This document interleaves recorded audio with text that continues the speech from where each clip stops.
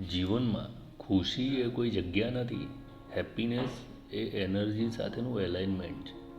જ્યારે મન વર્તમાન ક્ષણની એનર્જી સાથે ફ્લો કરે છે ને ત્યારે સ્ટ્રેસ, ચિંતા આ બધું ડિઝોલ્વ થઈ જાય છે અને જીવન છે ને હળવું બની જાય છે.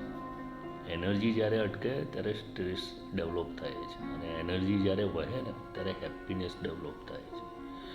ભૂતકાળ રિગ્રેટ કરે કે ભવિષ્ય વરી કરે, ચિંતા કરે, પણ પ્રેઝન્ટમાં એનર્જી અલાઈવ હોય છે, જીવતી હોય છે અને તે જ જગ્યા છે એનર્જીની. અને આ વાત સૌથી સ્પષ્ટ કોણે કહી હતી? શ્રી કૃષ્ણ ભગવાન. ભગવદ્ ગીતામાં શ્રી કૃષ્ણ કહે છે કે હું દરેક ક્ષણના અણુમાં, દરેક શ્વાસમાં, દરેક સેકન્ડના ફ્રેક્શનમાં હાજર છું. God exist only in the present moment, not in a yesterday, not in tomorrow, only now.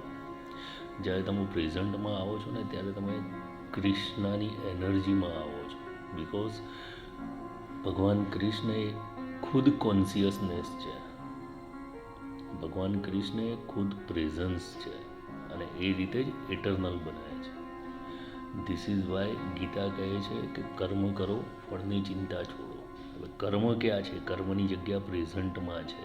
Energy જ્યાં ફ્લો કરે છે એમાં છે. જ્યારે એટેન્શન છે ને નાવમાં એન્કર થાય છે ને ત્યારે બ્રેન છે ને સેરોટોનિન અને ઓક્સિટોસિન જેવા તત્વો છોડે છે જે સ્ટ્રેસ હોર્મોન્સને ઓગાળી નાખે છે. This is the biology of presence. આવું સાયન્સ પણ કહે છે. Happiness is not in control, happiness is in flow. Flow with your breath, flow with your moment, flow with Krishna's consciousness that vibrates in every atom of existence.